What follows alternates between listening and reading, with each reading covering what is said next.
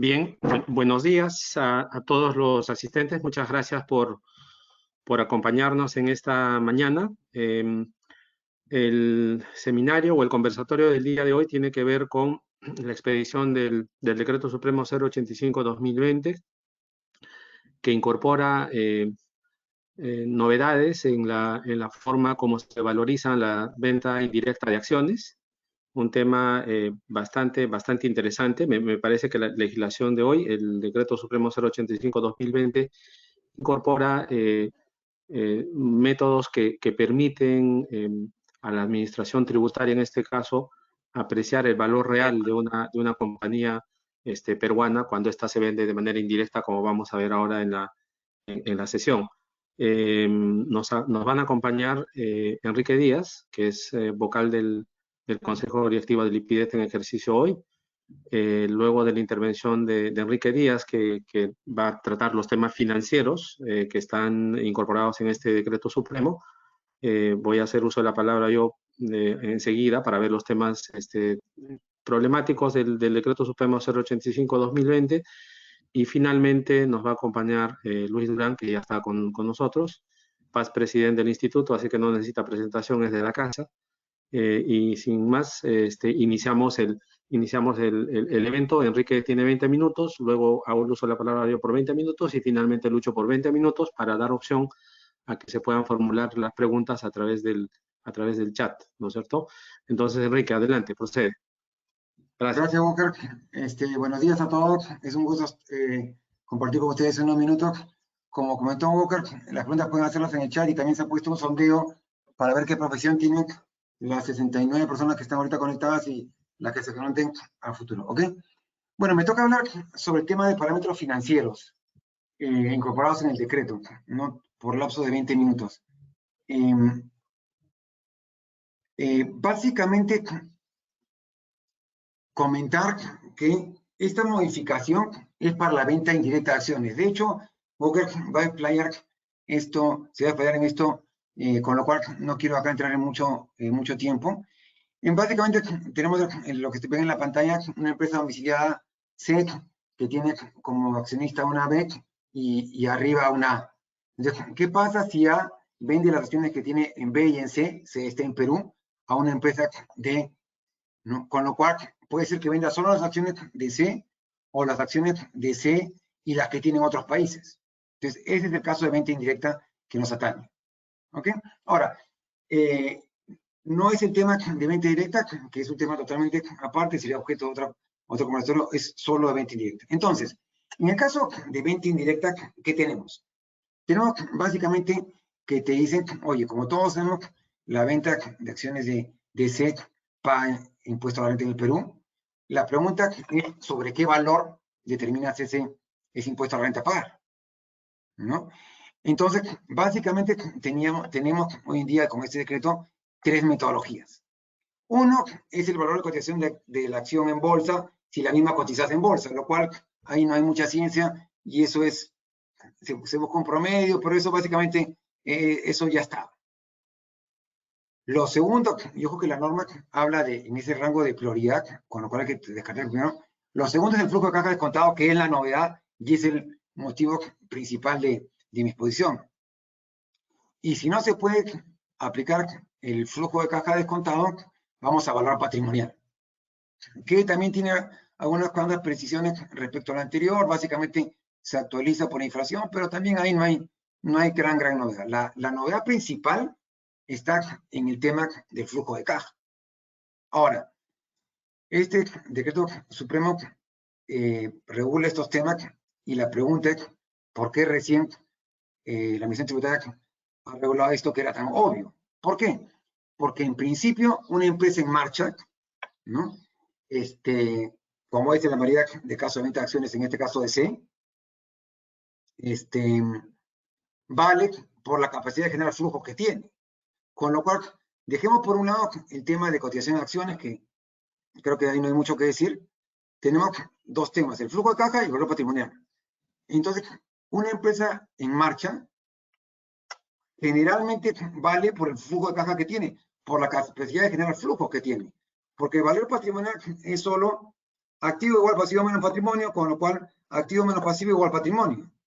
En buena cuenta es una foto del balance en un momento determinado, que te dice, ok, ¿cuál es la foto del balance del 31 al 30 de abril de 2020? Pero no te dice nada sobre la capacidad de generar flujos que tiene la empresa. Entonces, esto que era tan obvio, recién la Administración Tributaria lo ha regulado, y creo que de una forma bien interesante, recogiendo principios financieros que vamos a ver en un momento. ¿Ok? Entonces, dicho eso, y enfocando claramente que esto es para venta indirecta de acciones, que hay 3 metodologías, que me voy a centrar en el flujo caja, que es la novedad. La metodología te dice básicamente que tienes que tener en cuenta proyección de cuentas, cálculo de tasa de descuento, valor terminal, valor presente y análisis de sensibilidad. Básicamente, 5 conceptos elementales en los cuales quisiera profundizar en unos minutos. Aparte de otros temas, pero creo que esos 5 conceptos son bien importantes, y sobre cada uno de esos podríamos hablar pues una hora, ¿no? Pero bueno, el tiempo es tirano y tenemos que ir directamente al punto. Entonces, vamos con la proyección del estado de resultados. A ver, este tema es importante y básicamente acá está una pantalla de Excel, ¿no? Lo he querido hacer en PowerPoint para ganar tiempo, y también mencionar que siempre tenemos un dicho que así como el papel aguanta todo, el Excel también aguanta todo, ¿no? Entonces, no solo es ver los números, sino entender los mismos.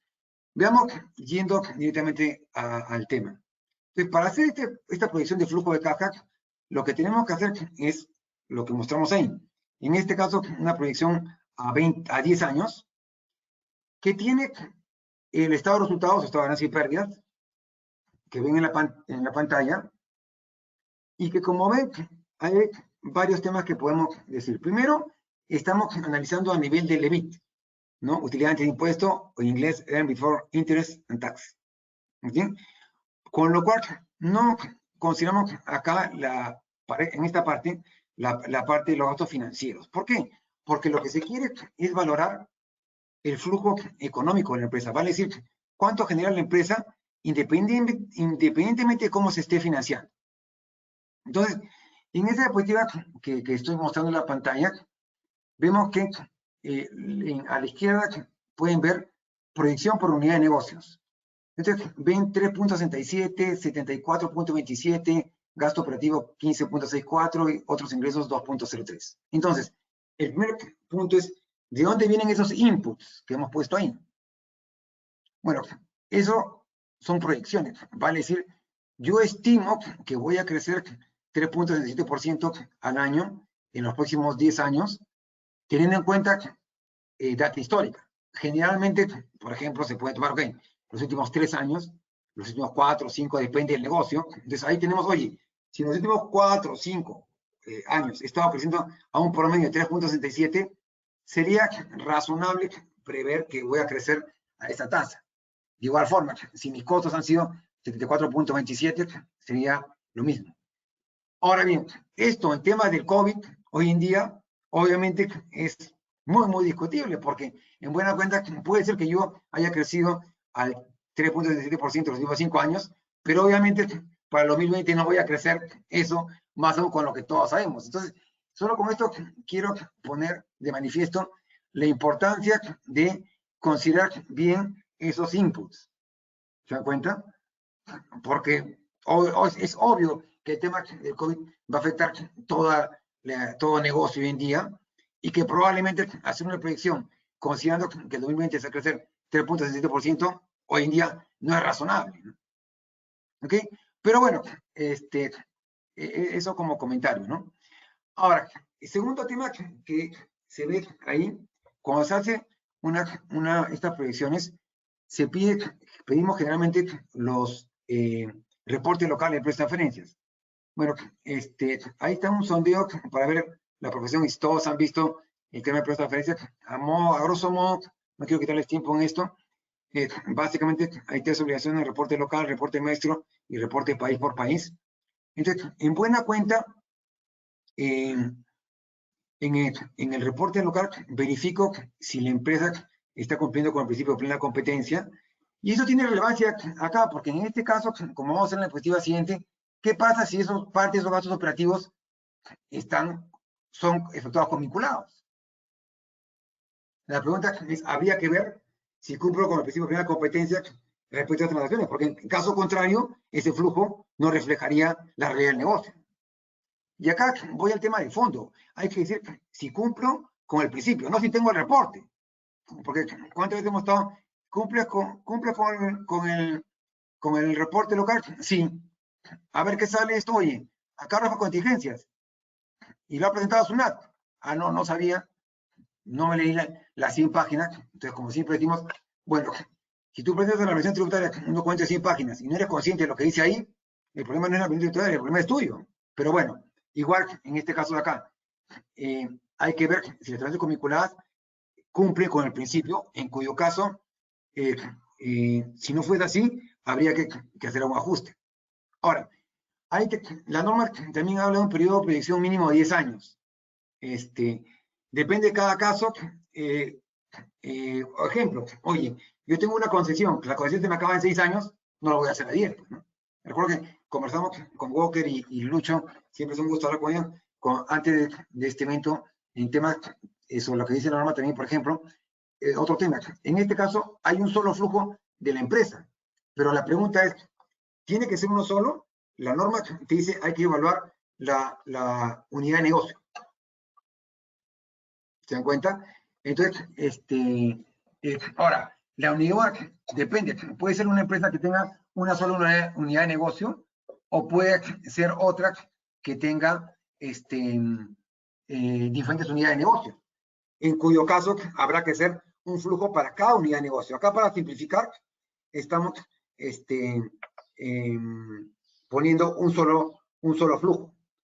No sé si ven acá. Imagínate, acá tengo 2 lapiceros, uno blanco y uno negro. La pregunta es un tema elemental de transferencias. ¿Los lapiceros son iguales? Probablemente todo el mundo va a decir, no, pues porque uno es blanco y otro es negro. Pero la pregunta es, ¿esa diferencia influye en el precio? Probablemente no, porque independientemente de que sea blanco o negro, voy a pagar casi lo mismo. Lo mismo diríamos para el flujo.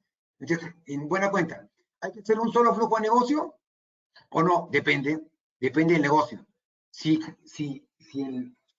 con un solo flujo recogemos la esencia económica de la empresa, bueno, ahora, por el contrario, si la empresa tuviese diferentes líneas de negocios, imaginemos casos extremos. Tienes un hotel que obviamente se ve afectado por el tema del COVID y aparte tienes una distribuidora, obviamente no sería lógico hacer un solo flujo porque las proyecciones de crecimiento obviamente van a variar. En este caso concreto que hemos puesto es un flujo de una empresa que vende productos alimenticios, si no me equivoco. ¿Okay?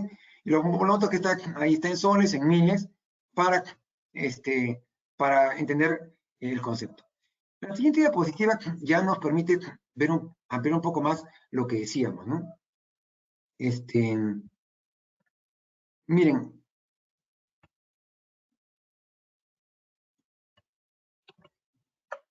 Acá está. Es un poco lo que decía. En este caso, uy, se me pasó. En este caso, en los gastos que teníamos,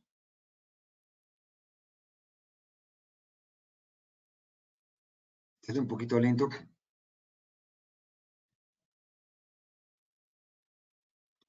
En los gastos que teníamos, vemos transacciones con vinculadas. Y como dije hace un momento, ahí está. Tenemos que verificar que esta cumpla con el principio de plena competencia y con las normas tributarias en general. Por ejemplo, ahí tenemos gastos administrativos, gastos de publicidad. ¿Se dan cuenta? Como todos sabemos, que en el impuesto de renta del ejercicio fiscal 2017 se considera una nueva obligación formal en el caso de transacciones vinculadas respecto a servicios, que es el test de beneficio, que es una nueva obligación formal para que el gasto sea deducible. Y en buena cuenta, obviamente no vamos a profundizar en esto porque nos tomaría demasiado tiempo. La norma te dice, oye, los servicios vinculados hay que diferenciar los que son de alto valor agregado y los que son de bajo valor agregado. Los que son de bajo pueden tener un margen de costo más un 5%. Los que son de alto hay que hacer unas búsquedas y todo. Entonces, la pregunta es, en esos gastos administrativos y gastos de publicidad que en el año 2016 han sido 30.000, 13.000, lo hemos puesto fijo ahí, esos servicios logísticos, ¿cumple con el principio o no? ¿Cumple con esta obligación formal de tener beneficio? Porque en caso contrario, ahí habría que hacer un ajuste, ¿no? ¿Se dan cuenta? Oye, ¿tiene usted beneficio? ¿Sí o no? ¿Tiene el reporte local? ¿Sí o no? Sí. Oye, ya, pero el reporte local te está diciendo que no cumple con el principio.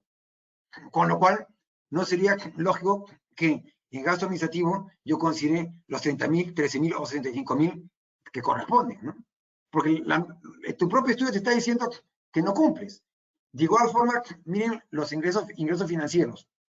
En la pantalla anterior decía que en el flujo tenemos que evaluar la actividad económica de la empresa sin considerar los ingresos y gastos financieros. Pero eso no quiere decir que obviamente deba verificar que en el caso de transacciones convinculadas, en este caso préstamos, esté cumpliendo con el principio, ¿no? Vale decir, si estoy deduciendo ahí 5.000 todos los años, la pregunta es, ¿esos 5.000 obedecen a una tasa? ¿Esta tasa está dentro del mercado, sí o no? ¿No? Y ahí, perdón, claramente 6.000. 6.000 es el monto que tenemos anual con vinculados. Entonces, lo que quería plasmar con esta diapositiva es que en general el tema con vinculados también se necesita, porque obviamente van a influir en el flujo. ¿Ok? Bueno, luego que hemos hecho esta proyección,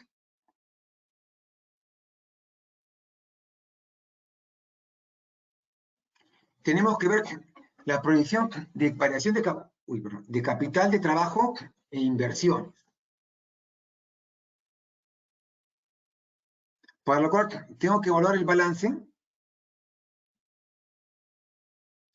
y ver los activos que tengo. Perdón, se puso un poco lento. Ver los activos que tengo tangibles e intangibles.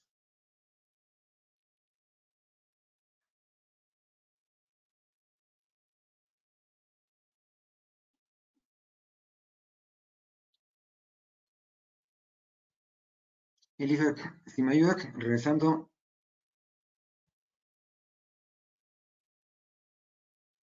a la diapositiva anterior, tres antes, por favor.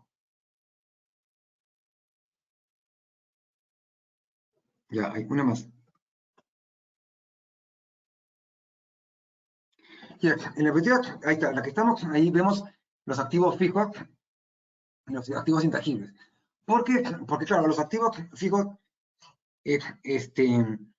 se obtienen del balance. Y claro, puede ser el caso que yo tengo un terreno que no tiene muebles a valor de 1.000 o 40.000, pero en la realidad, pues hoy día eso vale más o vale menos, según sea el caso. ¿Ok? Pero bueno, en este caso no hemos hecho mucho tema ahí. Ahora, también hemos puesto, lo hay que ver, y la norma lo dice precisamente, la proyección de la variación del capital e inversión en activos. Para lo cual hay que ver, hacer un análisis de la presión, que de hecho no está en esta diapositiva porque ya sería demasiado, para ver en buena cuenta si esa depreciación va a ser constante o voy a tener que hacer una inversión mayor para continuar operando como empresa. En este caso, en principio se entiende que la depreciación, ojo, no necesariamente la depreciación tributaria, sino la depreciación financiera. Como todos sabemos, la norma tributaria te pone unos parámetros de depreciación, pero en este caso hay que ver lo financiero. Puede ser que para el proyecto tributario este bien se deprecie 5 años, pero en la realidad tú me dices, oye, no, esto a los años ya no sirve, o por el contrario, esto me vale más. Eso también hay que ver ahí. Y la inversión en activos. Oye, durante los próximos 10 años vas a tener que hacer una inversión considerable, de repente vas a tener que hacer, repotenciar tu planta, una inversión mayor. Entonces, todo eso hay que considerar ahí. ¿Okay? Eso en cuanto a activos tangibles. En cuanto a activos intangibles, hemos puesto ahí marca, licencia de software, y hemos visto el efecto en la amortización de eso, que lo ven en la última línea, que son 5 o 10, 5 amortizaciones, que básicamente ahí son amortizaciones de software, no sé, tengo licencia, antivirus, el Office, cosas menores, ¿no? Ahora, acá también hay un tema importante que de hecho la OCDE, como ustedes saben, Organización para la Cooperación y Desarrollo Económico, reúne los países desarrollados y da los mejores parámetros en muchos temas financieros y tributarios. Uy, me están diciendo que me queda poco tiempo, voy a tener que ir un poco más rápido. Disculpen si hablo muy rápido, pero por cuestiones de tiempo. En buena cuenta es, oye, ¿qué pasa si tengo activos que he desarrollado durante la vigencia de mi negocio y no tienen reflejo en el balance? Ejemplo, Nicolini. Hasta todos hemos una empresa de fideos. Tiene, hoy día que todos vamos a comprar los fideos Nicolini. Ok, esa marca vale. ¿Eso tiene reflejo en los activos? ¿Sí o no? ¿Qué tanto influye?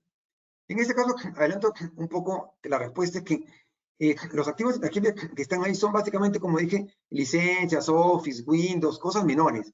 No necesariamente los activos intangibles que te generan el negocio, porque se entiende que los activos intangibles que generan el negocio ya tienen su reflejo en el flujo de caja que vamos a ver a continuación. Está en la diapositiva siguiente. En la diapositiva siguiente, ya con todo, con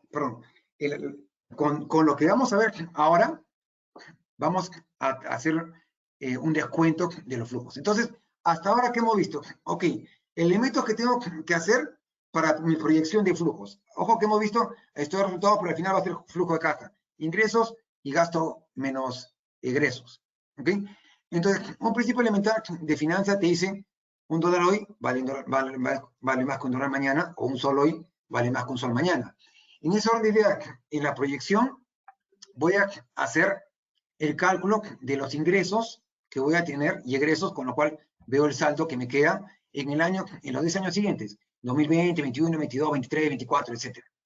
Pero esos ingresos que voy a tener que traerlos a valor presente con una tasa de descuento determinada. Entonces, porque obviamente la tasa de descuento que utilice va a tener influencia directa, en el valor actual de los flujos. Entonces, básicamente, acá está lo que utilizamos en muchos casos, que básicamente es la metodología de costo promedio ponderado de capital, y se, en buena cuenta, pueden verlo en la diapositiva, en buena cuenta lo que hace es una ponderación entre el costo del accionista, que se llama el CAE, y el costo de la deuda, que se llama el KD. ¿No? Entonces, el costo del accionista, ¿qué es lo que se hace? Utilizamos en este caso la metodología de Damodaran, es un profesor muy, muy reconocido en temas de finanzas a nivel mundial, tiene su página web, puede entrar, Damodaran, donde da en buena cuenta las tasas del costo de los accionistas en diferentes sectores de la economía, en economía desarrollada y economías en vía de desarrollo. Entonces, en este caso, se obtiene lo que se llama el beta desapalancado, que en buena cuenta es a los estados financieros de mi empresa, le quito la estructura de deuda que tenga, para ver cuál es el costo del accionista solo por la actividad. No en este caso, para la actividad de venta de productos food, sin carne, creo, al por mayor. En la página de Damodaran había considerado 80 empresas de este mercado emergente. Con lo cual, esa tasa te da 0.44, ponemos impuesto a la renta, partiendo de trabajadores 0, impuesto, porque obviamente en este caso no habría, podría ser que haya, con lo cual el tema va a cambiar. También tampoco me he puesto distribución por dividendos. Hay que ver cuál es la política de dividendos, eso obviamente va a cambiar. Y al final se dice, ok, ese beta es apalancado cuando lo apalancas en función a la estructura de deuda capital que tiene tu empresa, te da 0.734. En este caso, por ejemplo, Damodaran también da otras estructuras de betas apalancados para empresas de ese sector, que si mal no recuerdo es 0.8. ¿Ok? Luego con eso vamos a ver la tasa libre de riesgo, que es 5.146, que en buena cuenta es el spread o diferencial entre los bonos del tesoro peruano versus los bonos del tesoro americano. Es el estándar a nivel financiero. ¿Por qué el americano? Bueno, pues así se ve en todos lados en finanzas. En este caso hemos tomado los bonos a 10 años, ¿no? ¿Ok? Y de ahí se saca el riesgo del sector, se apalanca y al final el CAE es 9.86, más la prima por riesgo país es 11.51. ¿Qué nos dice ese CAE de 11.51? Disculpe que estoy yendo un poco rápido, pero me queda poco tiempo. En buena cuenta dice, para dar a más, para dar a menos. Oye, ok, en esta actividad de negocio, en el Perú, el accionista, teniendo en cuenta tu desempeño histórico, normalmente te va a exigir una rentabilidad de 11.51. Eso es en simple. ¿Ok? Espero que no nos haya mareado. Y bueno, ahora hay que ver cuál es el costo de la deuda. El costo de la deuda es el KDE, que en ejemplo que lo vemos ahí, te dicen, ok, los acreedores normalmente piden 6.6. Como es obvio, el accionista en principio debería pedir más porque tiene mayor riesgo, es el último que cobra. Con lo cual es totalmente consistente el 11.51 con el 6.6. ¿Ok? Ahora bien, en ese 6.6, como han visto, tienen el banco A 7, el banco B a 6 y la vinculada 1 a 6.8. La pregunta es, ¿ese 6.8 está valor de mercado o no? Porque en caso no tuviese valor de mercado, obviamente esto va a cambiar. El promedio ya no va a ser 6.6, por ejemplo. Otro típico caso que, bueno, hay que ver después cuántos contadores son los que están acá. Típico error de contador, no cobran intereses y para efecto de la declaración jurada del impuesto a la renta consideran el artículo 26 interés presunto, que como sabemos, hace años que no aplica a participaciones con vinculadas, aplica la norma de precios de transferencias, pero tenemos muchos contadores que no sé por qué sigue aplicando eso. En buena cuenta, oye, quiere decir, te estoy cobrando cero, pero para efectos tributarios estoy considerando un impuesto a la renta sobre el TAM, Tasa Activa de Moneda Nacional, o TAMEX, y mi deudor no está considerando el gasto-costo, con lo cual ahí estoy perdiendo dinero, pero bueno, es su problema. ¿Ok? El punto que quería mencionar con esto es que la transacción comiculada obviamente influye en el KDE, y por cierto, influye ahora los créditos de Reactiva Perú. Porque, claro, ¿a cuánto están dando? A 2%, uno menos de 2%. Obviamente, eso también va a cambiar. ¿Se dan cuenta cómo una relación con COVID y post-COVID es totalmente diferente? Bueno, y en simple, el paso 3 es sacar el costo promedio ponderado de capital, que en buena cuenta, en simple, no quiero marearlo, no pueden ver ahí las fórmulas. Hagan, ok, ¿cuál es mi proporción? Activo es igual a pasivo más patrimonio. Ya. De esos activos, ¿qué porcentaje, qué proporción tengo de deuda? El KD. ¿Y qué proporción tengo capital? Es el KI. Entonces, la proporción de deuda la voy a considerar al 6.6 y la proporción de capital al 11.61. En resumen, el WACC, que es el costo promedio de capital que voy a utilizar para descontar los flujos que tuve a futuro, es el 10.14. ¿No? Me dicen que tengo que ir terminando. 5 minutos más nomás, por favor. Con el perdón de Walker y Lucho. Entonces, con todo esto, ¿qué es lo que voy a hacer?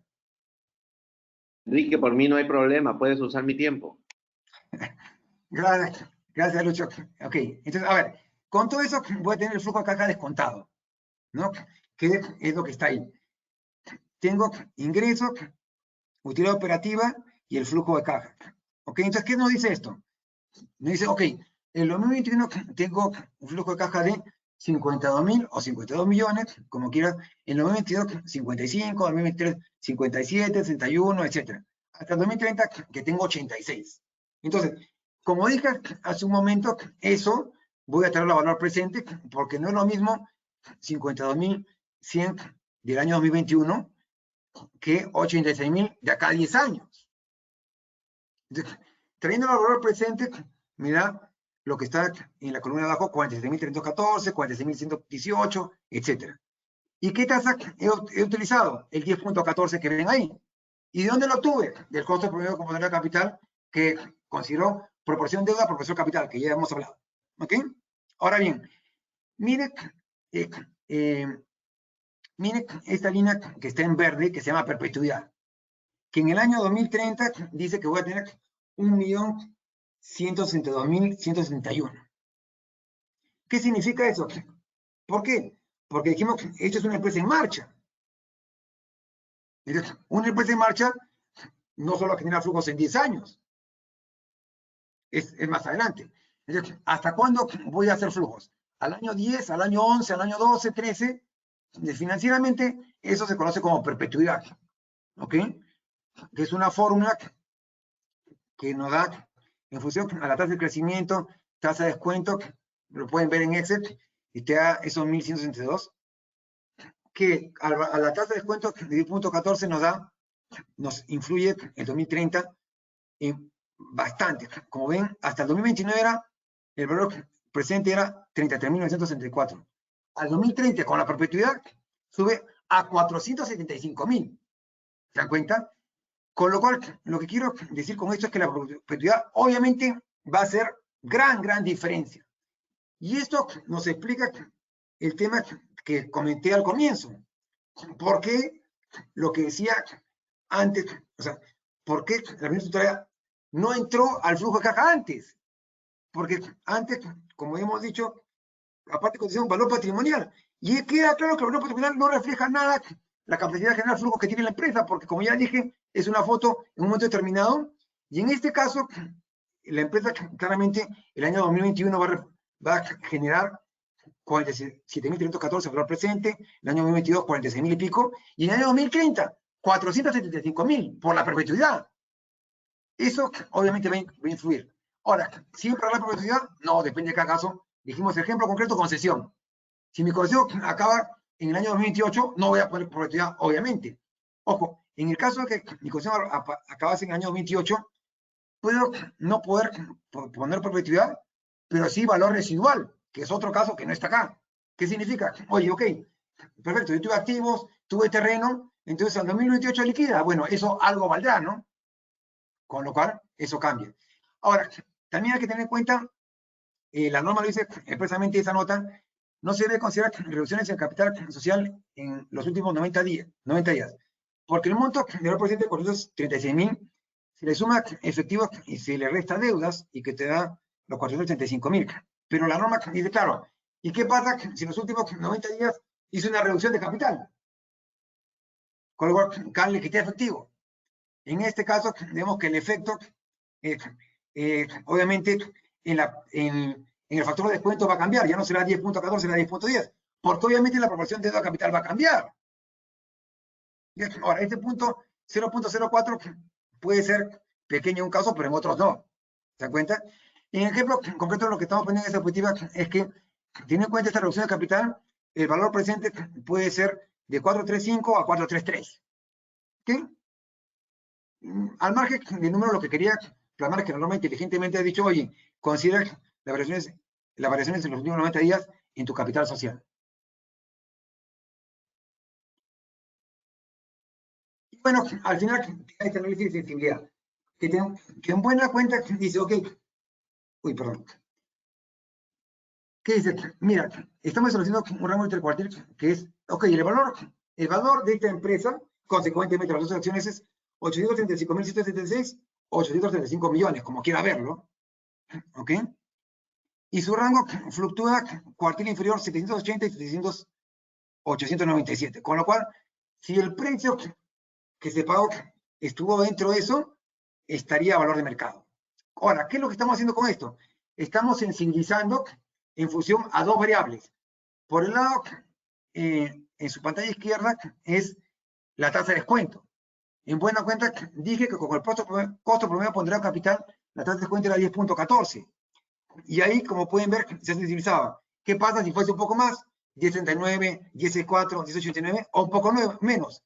9.89, 9.64 y 9.39. Entonces, obviamente, a diferentes tasas de descuento, el valor presente de esos flujos futuros va a cambiar. Es el tema. De igual forma, el análisis de sensibilidad es con la tasa de crecimiento, ¿no? Con 2.5 es el punto que está en azul. Pero ¿qué pasa si fuese tasa de crecimiento a 2.75, 2.50 o 2.25 y 2, según sea el caso? ¿Ok? Entonces, o 1.75. Obviamente, repito, en el escenario COVID esto cambia.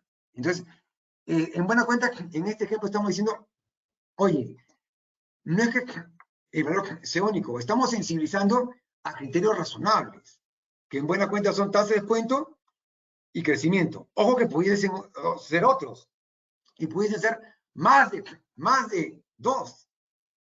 Y recuerden que este es un caso simple, porque es una unidad de negocio. Podría ser una empresa que tenga varias unidades de negocio, que tenga, obviamente, diferentes tasas de crecimiento para cada unidad de negocio, o que incluso en algunos casos se considere como variables para sensibilizar tasa de crecimiento y tasa de descuento, y en otro considere tasa de descuento y otra variable.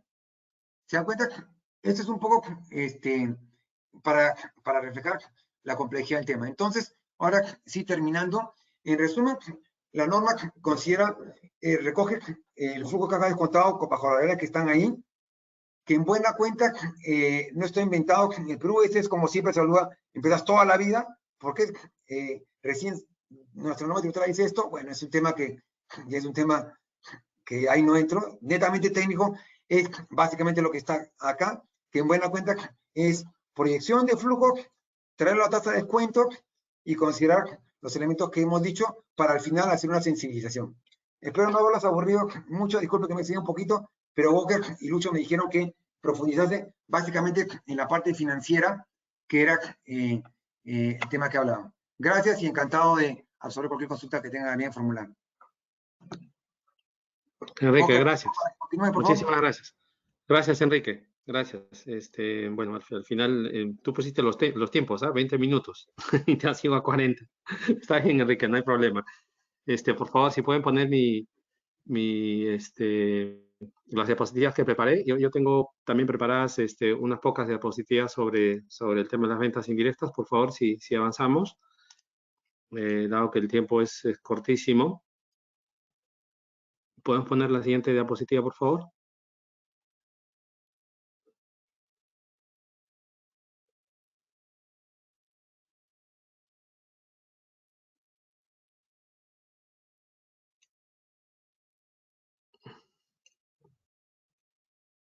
Hay un poco más, exacto. Hay más cositas, hay que completar el cuadrito. Ahora sí. No, ya se iba a la siguiente.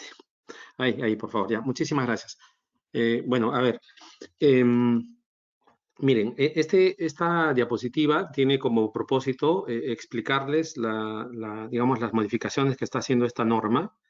En la parte superior ustedes observan que hay una empresa no domiciliada, que es la empresa X, ¿no? Que es la que realiza la venta a favor de Z, que es otra no domiciliada, del 100% de las acciones de una compañía extranjera, ¿no? Que solemos denominar offshore.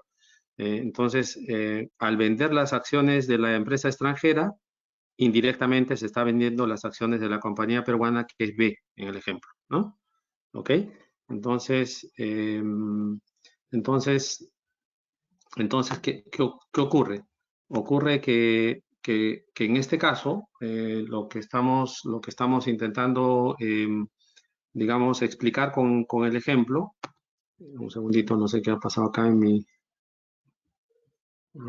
Decir un cuadro de encuestas que yo. Ahora sí. ¿Qué es Sí, esto? ahora sí, sí. No, yo también estaba perdido, Lucho, con esto de la tecnología. Bueno, en fin, gracias. Nuevamente está mi cuadrito ahí. Entonces, decía yo que esta diapositiva permite explicar, ¿no es cierto?, que el sujeto no domiciliado X enajena las acciones de una compañía extranjera que indirectamente implica la venta digamos, del vehículo que está en Perú, que es el vehículo operativo, ¿no? Entonces, ¿cómo es que la norma, cuál es, digamos, el parámetro de valoración que ha contemplado esta norma? O sea, ¿dónde está la novedad, básicamente, ¿no? La novedad está en que las acciones de la compañía, que es digamos, la extranjera, la offshore, las acciones de la compañía anteriormente, antes de la modificación de este decreto supremo, tenían dos parámetros de valoración. Valor patrimonial, ¿no? El valor patrimonial, digamos, de la compañía, y el valor de cotización. Evidentemente, si tuviera valor de cotización, pues se prefería el valor de cotización, y si no lo tuviera, o teniéndola no hubiera cotización, entonces se utilizaba el valor patrimonial. Y lo propio se hacía con, digamos, con la valoración de las acciones de la compañía B, ¿no? Que es en este caso la peruana. O sea, digamos, ¿cuál es digamos, el tema de fondo para que me entiendan mi ejemplito? ¿Ya? Porque la idea acá es que ustedes aprecien cuál es la modificación de la norma. El objetivo de la norma es introducir nuevos parámetros de valoración, ya no solo el valor de cotización o el valor patrimonial, sino el flujo descontado de caja, el flujo de caja descontado que ha explicado Enrique en detalle, y adicionalmente el valor patrimonial bajo, digamos, especiales condiciones que vamos a ver en unos minutos, ¿no? Pero lo que quiero decirles es que estos métodos de valoración se aplican tanto para las acciones de la compañía offshore, en mi ejemplo A, como para las acciones de la compañía B, que es la compañía objetivo que está en Perú, ¿no? Entonces, ¿qué se hace? Se compara el valor de las acciones de la compañía no domiciliada con el valor de las acciones de la compañía domiciliada. Es decir, para hablar en mi ejemplito, por eso está el gráfico, se compara el valor de las acciones de la compañía A con el valor de las acciones de la compañía B. ¿Ok? Entonces, ¿cuál es la novedad en este reglamento? Que según lo que infortunadamente no he podido acceder a la exposición de motivos, pero según lo que aprecio de digamos, de la redacción del Decreto Supremo 085, puede ser posible que los valores de las acciones de la compañía, es decir, el método de valoración de la compañía, no coincida con el método de valoración de la compañía B, ¿no? Y a eso precisamente apunta mi ejemplo. En rojo, ustedes observarán, dice valor de mercado de acciones al lado izquierdo de la diapositiva, perdonen que hay tantos datos, pero dice valor de mercado de la compañía A en el lado izquierdo, y hay una BP, ¿no? Dice BP 50.000, me estoy refiriendo al valor patrimonial, es decir, que estamos, en este caso, aplicando el valor patrimonial para valorizar las acciones de la compañía. Y para valorizar las acciones de la compañía B, por el contrario, porque las acciones de la compañía B, que es la compañía operativa en Perú, estamos utilizando el valor de cotización, ¿no? Y por lo tanto, si en este caso comparamos o sea, si comparamos el valor de la compañía extranjera con el valor de la compañía peruana, ¿no? Digamos, siguiendo la fórmula que está en el reglamento, el paso 1, el paso 2, el 3 y el 4, que es básicamente una regla de tres simples, ¿no? Es decir, ustedes observan acá que la compañía extranjera tiene el 70% de la compañía peruana, por lo tanto, si sus acciones valen 80.000, quiere decir que las acciones de esta compañía peruana, como se tiene el 70%, es 70% de 80.000, o sea, 56.000, ¿no? Entonces, estos 56.000 los tengo que comparar con los 50.000 que están en este caso, que es el valor patrimonial de las acciones extranjeras, ¿no? Entonces, por eso en el paso 2 dice 70% por 80.000, 56.000. Paso 3, comparo el valor de la compañía local, que en el ejemplo es 56.000, versus el valor de la compañía extranjera, que es 50.000. Y eso me da un ratio de 1.12, ¿no? Y por lo tanto, eso multiplicado por 100 es 112%. ¿Y por qué se hace esta multiplicación? Porque básicamente hay que hacer una comparación entre el valor de la compañía peruana versus el valor de la compañía extranjera. Si ese ratio de comparación supera el 50%, entonces estamos metidos en la norma de enajenación indirecta, ¿no? Porque básicamente el tema de fondo es ver que la enajenación indirecta se grava cuando el valor de las acciones de la compañía extranjera proviene al menos en un 50% de una inversión que está localizada en Perú. Y se hace esta fórmula. Pero, digamos, la fórmula al final es sencilla, es una regla de tres simple, ¿no? Pero mi reflexión de fondo en este caso es que fíjense ustedes que estoy comparando BP con este valor de cotización. Y también podría ocurrir al revés, ¿no? Y por eso hay numeritos en verde. Es la segunda hipótesis que he puesto en el ejemplo. El valor, la empresa extranjera sí tiene valor de cotización de 80.000, ¿no? Y la empresa peruana tiene un BP de 50.000, ¿no? Entonces, en este caso, como la empresa peruana tiene un valor patrimonial de 50.000, multiplico el 70% por los 50.000 y me da 35. En este caso, comparo los 35.000 con el valor de cotización de la compañía extranjera y me va a dar 0.43, por lo tanto, 43%. Y por lo tanto, en este caso, pues no cumplimos, no superamos el umbral del 50% que está señalado en la norma. Vamos entonces a las reflexiones sobre la base de este ejemplo, ¿ya? Porque yo creo que acá me parece que aprieta más, por favor, hay más para que se complete el gráfico. Muchísimas gracias. Gracias, Elizabeth. Regresa al anterior, por favor, gracias. Entonces, el cálculo del umbral mínimo del 50%, que está aquí en la diapositiva ya,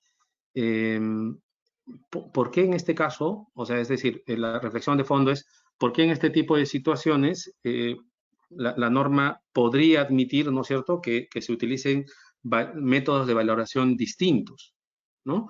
Porque ustedes observan que cuando la compañía, o sea, es decir, cuando la compañía extranjera tiene un mayor valor, que es lo que estábamos viendo en el primer ejemplo, es decir, en el caso específico, cuando la compañía extranjera tiene un menor valor que la compañía peruana, 50.000 versus los 80.000, que era el ejemplo en rojo, evidentemente cuando la compañía extranjera tiene un menor valor respecto a la peruana, se va a superar el umbral del 50%. Pero cuando es al revés, es decir, cuando la compañía extranjera tiene un método de valoración mayor, ¿no? Un método de valoración mayor, y la compañía peruana tiene un valor patrimonial o un método de valoración menor, o sea, cuando las cifras no son homogéneas, entonces probablemente, dependiendo por supuesto de los números, no vaya a superar el umbral, ¿no? Entonces acá, yo creo que acá, digamos, esta regla le puede en este caso llevar a situaciones que no son muy razonables, en el sentido que estos métodos de valoración que ha incorporado la norma pues tienen valores distintos, ¿no? Es decir, si yo voy al valor de cotización, el valor de cotización, pues el valor de cotización, en el valor de cotización efectivamente es un valor de mercado, pero es un valor de mercado influido mucho por la psicología del consumidor, ¿no? Hay un famoso financista, Warren Buffett, que dice que en tiempos de crisis es cuando hay que comprar las acciones, porque las acciones caen en su valor por un valor debajo de su valor de su valor de real, ¿no? De su valor real de mercado. Es decir, de cuánto es el valor fundamental de una compañía, X, ¿no? En tiempos de crisis va por debajo de X. Entonces hay que comprar en tiempo de crisis, no hay que comprar en tiempo de bonanza, siguiendo a la mayoría, digamos, de personas, ¿no? Entonces el valor de cotización es un valor que está influido usualmente por la psicología, en este caso, del mercado, ¿no? Entonces, puede ocurrir que este valor de cotización no refleje el valor real de una compañía o refleje un valor superior al valor real de una compañía, ¿no? Y por lo tanto, si compara cifras no homogéneas, entonces puede ocurrir, ¿no es cierto?, que si el valor de cotización está muy por encima, porque toda la gente compra acciones de compañías, por ejemplo, ahora dedicadas a la provisión de servicios de salud o equipos de salud por el tema del coronavirus, todo el mundo está comprando esas acciones se van a disparar. Y si esas acciones tienen una cotización en el Perú, ¿no es cierto?, las acciones van a ir hacia arriba.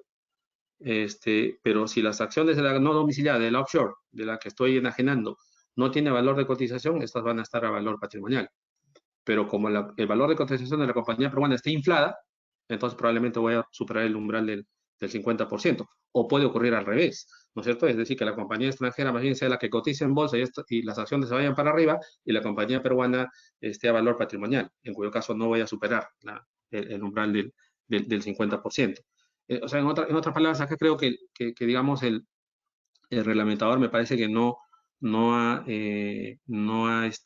meditado adecuadamente esta equivalencia entre el valor de las acciones del offshore y el valor de las acciones de la compañía domiciliada, ¿no? Es una comparación no homogénea, como ponga acá, ¿no? Ahora bien, un tema teórico, brevemente, es el fundamento de la tributación de los no domiciliados. O sea, en este caso, ¿qué está intentando capturar el Estado peruano? Básicamente está intentando capturar el valor, la ganancia de capital derivada de la enajenación de las acciones. Es decir, las acciones al momento de su compra tenían un valor de 100 y cuando se están enajenando, aunque indirectamente, tienen un valor de 500, ¿no? Entonces, hay un valor que se ha generado en Perú, ¿no? Ese valor proviene de Perú, aunque estés enajenando una acción extranjera. No se olviden que en el caso de las ganancias de capital, lo que se grava es el valor de las acciones, ¿no? Es decir, el incremento de valor entre el momento 1 y el momento 10, ¿no? Ese valor es el que se intenta grabar. Y ese valor proviene precisamente de una inversión que se ha hecho en Perú cuando se supera ese umbral del 50%, ¿no? Entonces se está intentando que el Estado capture ese valor generado en su territorio.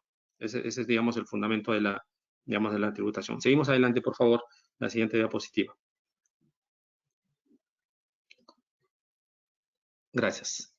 Para que esté completito el cuadro igual, por favor, gracias. A ver, entonces, fíjense ustedes, tienes que apretar una más, por favor, Elizabeth. Les decía que para superar el umbral del 50% hay que hacer esa comparación que es no homogénea. Otra cuestión distinta es ya el valor de mercado de las acciones de la no domiciliada, ¿no? Es decir, a qué valor o qué valor está imponiendo la ley, en este caso, para efectos de recaudar el impuesto a la renta sobre la enajenación indirecta. Y para ese caso, la norma prevé una prelación de metodologías de valoración, ¿no? Lo cual también es una novedad por lo detallado que está la norma, ¿no? Hay una prelación de valoración para valorizar, como pongo acá en mi diapositiva, para valorizar las acciones de A, que en este ejemplo A es la offshore, ¿no? Falta el cuadrito del offshore que está acá en el medio, ¿no? Entonces, ¿qué métodos de valoración hay para valorizar las acciones de la compañía? Valor de cotización. Si no hay valor de cotización, flujo de caja, que ha explicado Enrique. Si no es posible aplicar flujo de caja, porque no se tiene flujos previsibles digamos, de negocio, flujos previsibles del negocio al que se dedica la compañía, se aplica el BPP, es decir, el valor patrimonial, pero el valor patrimonial para el caso de empresas que están supervisadas, en este caso por una entidad de valores como la Superintendencia de Mercado de Valores de Perú o una empresa similar en el extranjero, ¿no? Es decir, el BPP se aplica para empresas que están bajo supervisión de una entidad similar a la Superintendencia de Mercado de Valores. Y si no se tratara de una entidad bajo supervisión, entonces recién vamos al BPP actualizado por la TAM, ¿no? Es decir, es un BPP ajustado. Y en este caso, este BPP está ajustado por la TAM, ¿no? Es decir, por una tasa de interés. Es curioso, no está ajustado por inflación, no está ajustado por el IPC, sino por la TAM, ¿no? Quizás ahí Enrique nos puede ayudar por qué por la TAM. Y la norma en este cuarto método tampoco da una prelación, porque en el cuarto método dice o el BPP por la TAM o la tasación, y no dice cuál de las dos elegir. Y la otra incógnita es, que yo lo he tenido en la vida práctica, es porque la tasación no es una novedad, estaba en la norma anterior también. La norma anterior era cotización, valor patrimonial o tasación. ¿Y qué es la tasación? Todo una incógnita, ¿no? Este tema lo he conversado yo con Alfredo Rodríguez en su momento y él me decía, la tasación en buena cuenta debería equivaler al BPP con algunas variantes, ¿no? Porque hay situaciones en las cuales habría que tasar los activos a valor de mercado, igual lo propio con los pasivos y demás. Entonces, en el cuarto método, la norma no precisa cuál de los dos elige, el BPP ajustado por la TAM o la tasación. Simplemente dice, puede ser cualquiera de esos dos valores, ¿no? Entonces, ¿qué ocurre entonces con las acciones de la compañía offshore? La compañía se compara estos 4 métodos de valoración con el precio pactado. ¿Cuánto se está pactando? Entonces, claro, el precio pactado y por supuesto se toma el mayor, ¿no? Entonces, por lo tanto, lo que quería básicamente decirles acá que estos métodos de valoración son valores mínimos, ¿no? Es decir, si el precio de la transacción excede de estos valores mínimos, entonces prevalece el precio de la transacción. La norma anterior no tenía en el reglamento, es decir, en el reglamento no se decía expresamente que el precio de la transacción se compararía con las 3 metodologías de valor que había antes, ¿no? Recuerden ustedes, cotización, patrimonio y tasación. Sin embargo, la norma anterior sí hacía referencia que se aplicaba el artículo 32 y el 32A para efectos de valorizar las acciones de la compañía. Y recuerden ustedes que en el artículo 32 de la ley de renta, se dice expresamente que en el caso de la enajenación de acciones, el valor de la transacción es el valor de mercado, ¿no es cierto? Y que el valor patrimonial y el valor de cotización son valores mínimos. O sea, con lo cual, indirectamente en la norma anterior también uno podía concluir que el valor de la transacción sí estaba prevista como un parámetro para, en este caso, exigir la ganancia de capital sobre el mayor valor. Esa es un poco mi reflexión, ¿no? ¿Y qué pasa con las... Entonces, ya hemos valorizado las acciones de la compañía. Entonces, en el caso de la compañía, comparamos el precio de venta de las acciones con estos métodos de valoración según digamos, la prelación que acabo de comentar. ¿Y qué pasa con las acciones de la compañía B, la target, ¿no es cierto? Digamos, la peruana, la que estamos vendiendo indirectamente. Pues en ese caso se aplican los mismos métodos de valoración. Se aplica valor contable, se aplica valor de cotización, se aplica el flujo de caja, que Enrique, el BPP, de empresa supervisada, o sea, lo mismo, se aplica exactamente la misma metodología, pero fíjense ustedes que aquí hay una diferencia. Aquí, evidentemente, no hay precio de transacción, porque no estoy vendiendo las acciones de la compañía B, estoy vendiendo las acciones de la compañía, en este caso A, ¿no? Porque aquí falta en mi esquemita. Estoy vendiendo las acciones de la compañía que es la offshore, ¿no? Y entonces, ¿qué hago una vez que tengo estos dos valores? Pues elijo el mayor para calcular el ingreso bruto, ¿no? Y después, en el punto 4, ya viene el costo computable de las acciones, ¿ok? Entonces, y aquí viene otra reflexión de fondo, ¿no? Espero que me estén siguiendo en la explicación. Otra reflexión de fondo, en este caso es, fíjense ustedes que aquí la norma, lo que en buena cuenta está plasmando como valor de mercado para efectos de la enajenación indirecta, es valorizar la compañía extranjera, valorizar la compañía peruana y compararlo con el precio de la transacción. Y el que sea mayor es el que va a resultar el ingreso bruto. Eso sí tiene razonabilidad. Es decir, acá yo creo que sí, me parece que el reglamento acierta en el sentido que si la compañía peruana o la compañía extranjera, por distintos métodos de valoración, tienen un valor distinto y el método de valoración mayor, porque es el valor de cotización o porque es el flujo de caja descontado el que refleja el mayor valor, entonces tiene sentido que en ese caso se escoja el mayor valor. Pero cuando se está comparando el umbral del 50%, me parece que eso no tiene sentido, que es el requisito que expliqué anteriormente. Es decir, comparar el valor de la compañía extranjera con el valor de la compañía peruana nos puede llevar, digamos, a situaciones no deseables, comparando métodos de valoración distintos, ¿no? Pero en este caso me parece que es un acierto, porque finalmente estoy buscando el valor real de la transacción. Entonces creo que ahí me parece que hay un acierto por parte del reglamento en ese punto. Y luego destacar que el vehículo peruano B es responsable solidario. Elizabeth, ¿puedes por favor teclear para que salga completo la diapositiva? Porque sí, uno más, por favor, uno más. Ahí está, porque regresa, por favor, porque te has ido a la siguiente diapositiva. Ya, entonces, el último punto que quería mencionarles es que el decreto legislativo 1424, el decreto legislativo 1424 que está siendo reglamentado por este 085, incluyó un nuevo supuesto de responsabilidad solidaria, ¿no? Y aquí en el cuadrito ustedes observan que está X y está un establecimiento permanente de X en Perú, ¿no? Entonces dice, el establecimiento permanente de la empresa extranjera es responsable solidario. Dice, se considera a este último responsable solidario, pero no excluye ni precisa si la empresa peruana, que es la subsidiaria que se está enajenando, mantiene también su responsabilidad solidaria, ¿no?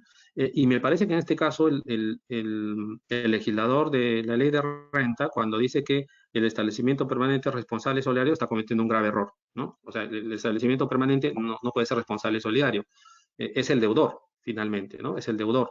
Es decir, el establecimiento permanente es la misma compañía extranjera que tiene activos aquí en Perú, que tiene un balance y que por supuesto es la deudora, es la que está enajenando las acciones. Y si tiene un EP en Perú, no es responsable solidario, es deudor tributario, ¿no? Me parece que ahí hay un error de apreciación.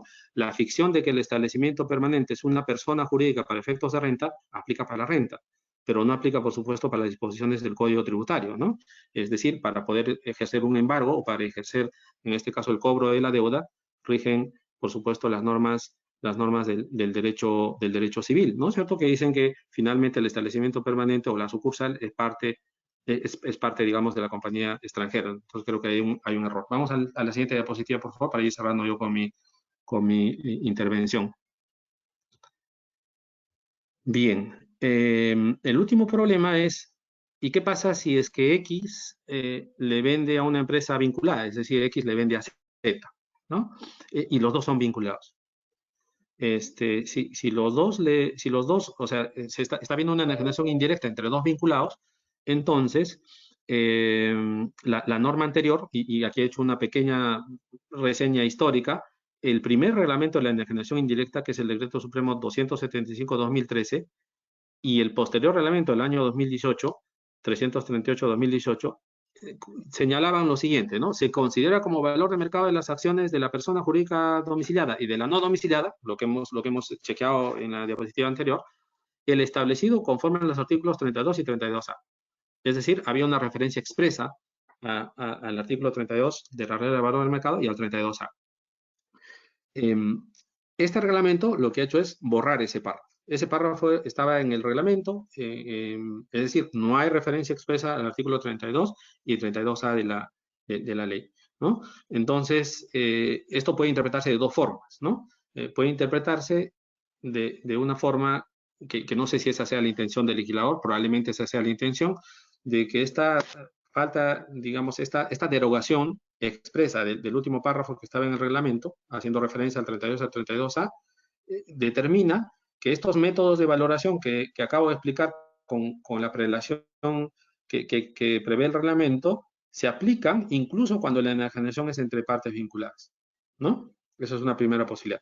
Evidentemente, si esa fuera la intención del legislador al eliminar esa referencia al 32 y al 32A, me parece que eso no tiene fundamento, ¿no? Fundamento jurídico, porque si estamos hablando de métodos de valoración, y para este caso de enajenación indirecta entre dos compañías vinculadas, si queremos prever un nuevo método de valoración distinto a los que están en el 32A, tendría que haber una norma expresa a nivel de ley, porque estamos hablando de la base imponible del impuesto, ¿no es cierto? Y ni siquiera el reglamento señala que en ese caso se dejen de aplicar la norma de precios de transferencia. Simplemente ha derogado un párrafo del reglamento, digamos, del reglamento de la enajenación indirecta. Es decir, la derogación del último párrafo de la enajenación indirecta que hacía referencia al artículo 32A y 32 se puede interpretar como la existencia implícita de una regla que dice que en este caso ya no aplica la regla de precio de transferencia y aplica los métodos de valoración de la nueva regla. Mi opinión es que no. No, por dos razones. Uno, que eso tendría que estar en la ley, y segundo, que el reglamento no ha previsto, no ha contemplado ninguna regla de manera expresa. Y si lo hubiera contemplado, pues sería ilegal, ¿no? O sea, creo que ahí, si el legislador estaba pensando que con esa derogación era suficiente, me parece que ha cometido un grave error en ese punto, ¿no? Y creo que en este caso, por supuesto, yo continuaría aplicando la metodología de valoración de precio de transferencia, que básicamente en el artículo 110 del reglamento no tiene prelación de método, ¿no? Y esto de repente Enrique nos puede explicar en la estación de preguntas con un poco más de detalle. Ahí la norma dice, por si acaso, para efectos de la valoración de las acciones, se tiene en cuenta el BPP o en su defecto el valor de tasación, el valor presente de los flujos de efectivo, el valor de cotización al momento de la enajenación, el valor promedio de apertura y cierre en el caso de la venta de acciones que cotizan, pero que se venden de manera extrabursátil. Pero ahí no existe prelación de métodos. Ahí existe lo que dice el artículo 113. Se aplica la regla del mejor método, ¿no? El mejor método adecuado a la realidad económica de la transacción. Entonces, y por último, el 6, con esto termino, se podría entender, ¿no es cierto?, que esta eliminación o esta derogación del último párrafo del reglamento se podría entender en el sentido que la regulación del reglamento de hoy tiene una prelación de métodos de valoración para la enajenación indirecta. Prelación de métodos que no existe para el caso de la regla de precios de transferencia. Entonces, como son reglas distintas, entonces mejor derogamos. También se puede interpretar de esa forma, ¿no? Por lo tanto, dándole coherencia a la eliminación del artículo, del último párrafo, haciendo referencia al artículo 32A.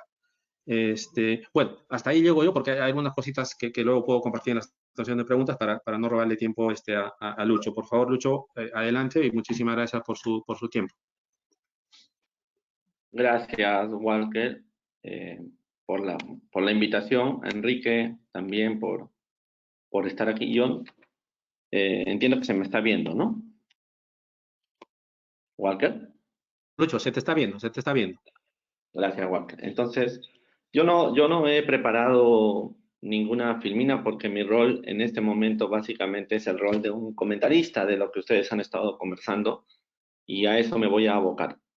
Entonces, yo he preparado acá unas notas a propósito de lo que les he estado escuchando y quería reflexionar en torno a tres grandes temas. Primero, me gustaría hablar de los aspectos generales de esta norma y plantear algunas cuestiones que yo tengo en términos jurídicos respecto de ella. Luego, de repente, si me da un poco el tiempo, dar alguna vuelta y opinión sobre la segunda parte, que es el establecimiento de la renta de fuente peruana y la regla reglamentaria. Y luego ya eso lo veo más difícil por el tiempo, hablar un poco de la determinación del mercado, del valor de mercado, aunque sí me voy a referir a lo que has planteado ahora, Walker. Yo quiero empezar con una cuestión que maneja mi manera de entender la norma peruana y es una posición que tengo desde hace mucho tiempo en relación a la norma jurídica tributaria. Yo participo de una posición que además creo que está refrendada en la ley, donde hay que diferenciar la hipótesis de incidencia de la consecuencia jurídica. Y entonces, en mi perspectiva, la determinación de la base imponible no es parte de la hipótesis, sino es parte de la consecuencia. ¿Qué consecuencias trae esto? Muchísimas, de todo orden. Porque sostengo que la ley del impuesto a la renta lo que grava son ingresos. Y cuando uno va al artículo 20 de la ley, cuando ya se habla de la determinación de la base imponible, se habla de los ingresos afectos y ahí empezamos a determinar la renta bruta y la renta neta. Soy consciente de que Ataliba comenta, y creo que eso es lo que ha pasado en el Perú, que muchas personas, especialmente profesores, entienden que la base imponible es parte de la hipótesis y por lo tanto forma parte de aquello que está grabado. En mi perspectiva, yo sigo ahí un poco a la escuela mayoritaria en Italia de los años 50 y 60. Hay que hacer esa diferencia, sobre todo en el impuesto a la renta, por el modelo de imposición que tiene. Y entonces quisiera partir de ese presupuesto para que no se malinterprete las cosillas que voy a ir planteando. Entonces, mi perspectiva, una cosa es preguntarnos por qué está grabado y luego sobre cuál es su base. El qué está grabado tiene que ver con la hipótesis y cuál es su base con la consecuencia jurídica. Entonces, yo lo que primero que quería plantear es la motivación de esta norma, ¿no? La SUNAT ha comunicado, la ministra también lo dijo en su intervención en el panel que tuvo cuando presentó la norma, que el motivo es incrementar el incremento de las operaciones de ventas directas e indirectas de empresas que están domiciliadas en el Perú, en el exterior, a través de este sistema indirecto, ¿no? Y la SUNAT había estimado que representaría un monto importante de inversión, que más o menos está involucrando unos 100 grandes operaciones al año, con valores mayores a 20 mil millones de soles. No he averiguado, yo tampoco he tenido acceso a aquel documento que preparan normalmente para estas normas, pero tengo la impresión de que la estimación no incluye el elemento COVID-19 y creo que con COVID-19 la cuestión se puede volver un poco más complicada. Entonces, no sé si quien hizo la norma lo ha hecho básicamente para sincerar esta cuestión previa a COVID o si lo está haciendo en el marco de COVID. Escuchando a Enrique, no me parece que habrían pensado en una situación extraordinaria a propósito de lo que está pasando en COVID, por alguna de las consecuencias que él ha planteado, ¿no? Entonces, sí creo que hay que darle una lupa al efecto financiero en este contexto de lo que esto está significando. Yo al comienzo pensaba que sí, que había sido pensada en términos de una reacción frente al problema COVID por las enajenaciones que se van a dar en estos meses o que se deben de estar dando, pero después de escuchar a Enrique me han quedado ciertas dudas por la manera como acaba terminando esta cuestión. Pero en fin, eso lo dejo un poco para conversarlo después, porque creo que esa es la motivación que ellos tienen. Entonces, la primera cuestión que yo quisiera subrayar es que se trata de una norma por lo menos, cuyo enunciado por parte de quienes la han hecho, es un enunciado de una norma antielusiva, una especie de cláusula imperfecta, totalmente imperfecta o una cláusula antielusiva específica. Su finalidad sería buscar poner coto a la elusión o elevación, como un poquito más adelante voy a comentar. Y la cuestión jurídica que me surge es si esto tiene alguna implicancia interpretativa, especialmente a lo que se está refiriendo Walker sobre el valor de mercado o no. Entonces, esa sería mi primera cuestión. Mi segunda cuestión sobre el alcance, concuerdo que la lectura de la norma debe ser en dos niveles, es decir, por un lado, hay un una buena parte de la modificación que está pensada para determinar si algo es renta y por lo tanto renta gravada en la medida en que sea renta de fuente peruana, y luego aquello que ya está considerado como renta para determinar un poco la base imponible de esa renta gravada. Entonces, yo en este punto quisiera incluir una cuestión, es si estamos ante el cumplimiento de una regla básica para la determinación de los hechos gravados, que es el principio de reserva de ley.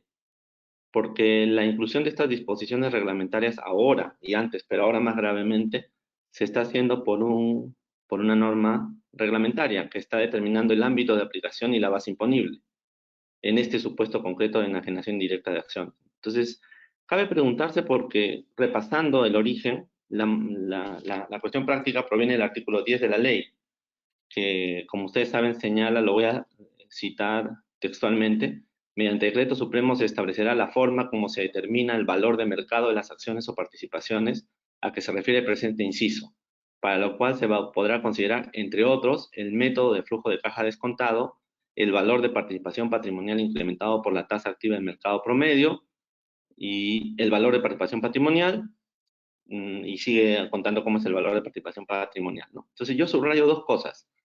El artículo 10 de la ley está situado en la parte de la ley que se refiere a un elemento de la hipótesis de incidencia.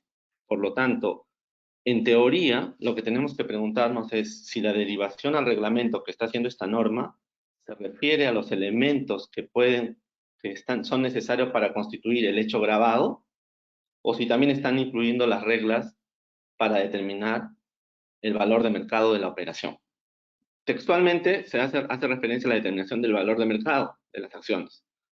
Entonces, la siguiente pregunta es, ok, entonces está hablando del valor de mercado de las acciones o las participaciones, en fin, pero se está refiriendo al valor de mercado como concepto para llenar los elementos que el propio artículo 10 ha establecido para determinar la hipótesis de incidencia, o también, o se está refiriendo a los elementos para determinar la base del impuesto. En mi perspectiva, la autorización del artículo 10 incluye los elementos para determinar la hipótesis de incidencia. Como efectivamente Walker lo ha planteado, cuando uno establece si estás dentro del rango para ser considerado como renta de fuente peruana y por lo tanto grabado, necesitas usar el concepto del valor de la operación y por lo tanto estás hablando del valor de cualquiera de los tres métodos a los que he hecho referencia. Entonces, ahí viene mi siguiente pregunta. Esta derivación en blanco a la norma reglamentaria, porque la ley no dice nada, para usar estos métodos e incluir algunas reglas, incluso de comparación entre los mismos, no está excediendo la cláusula que el Tribunal Constitucional ha establecido en el Perú para señalar cuándo sí es válido una derivación al reglamento. Es decir, la ley, ¿qué parámetros le ha puesto al reglamento aparte de mencionar unos métodos? Mencionar esos métodos, ¿son parámetros razonables? Si no lo son, entonces no hay gravamen, no hay hipótesis. Si lo son, si son métodos razonables, mejor dicho, son enunciados razonables, la pregunta entonces es, cuando nosotros revisemos la norma reglamentaria y luego la aplicación práctica a la que Enrique se ha referido, necesitamos adecuar ese elemento del reglamento y de su aplicación práctica a los parámetros razonables de lo que la ley exige gravar, máxime si la propia ley ha sido establecida con un contenido antielusivo. Yo creo que es una pregunta interpretativa importante. No me da tiempo a mí para desmenuzar lo que entiendo de la norma reglamentaria, ni tampoco de lo que Enrique ha ido planteando allí, pero dependiendo de las opciones interpretativas que tengas, incluso para desarrollar el cálculo que Enrique ha hecho, podríamos estar llegando a supuestos de qué cosa está grabado distintos bajo criterios distintos. Entonces, mi segundo punto grueso aquí es juntar el elemento antielusivo que la norma legal y reglamentaria enuncian que tiene, más la legal, la reglamentaria no, con la del principio de reserva de ley sobre la hipótesis de incidencia y ponernos a discutir, ¿realmente hay una operación grabada o falta consistencia para eso? Y dos, si hay una operación grabada, el elemento interpretativo de entender qué es lo que está grabado debe restringirse a los parámetros que razonablemente la ley ha enunciado o no. Me parece que es una segunda cuestión que quería someter al debate de esta conversación y sobre todo por lo que ha planteado Walker en su reflexión última, ¿no?